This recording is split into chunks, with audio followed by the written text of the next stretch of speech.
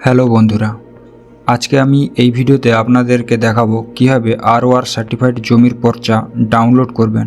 আর আমি আপনাদেরকে আগের ভিডিওতে দেখিয়েছি কিভাবে বাংলা ভূমির পোর্টালে গিয়ে জমির পর্চা আবেদন করবেন।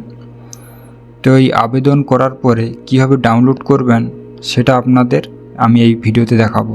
এর জন্য আপনাকে বাংলা ভূমির পোর্টাল লগ ইন করে নিতে হবে।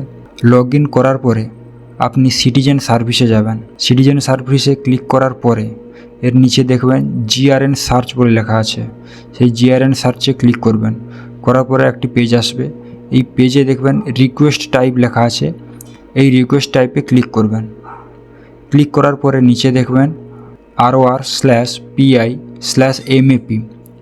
এটার উপরে ক্লিক করবেন।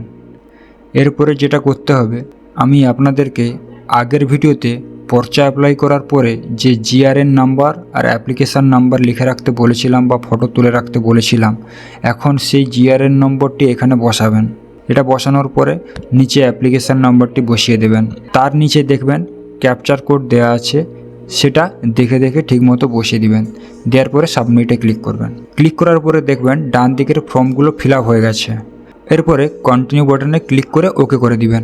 এরপরে দেখবেন আর নিচের দিকে লেখা আছে ডাউনলোড PDF, এটাতে ক্লিক করলে আপনারা যা পর্চাটা আবেদন করেছিলেন সেই পর্চাটা এখান থেকে ডাউনলোড হয়ে যাবে।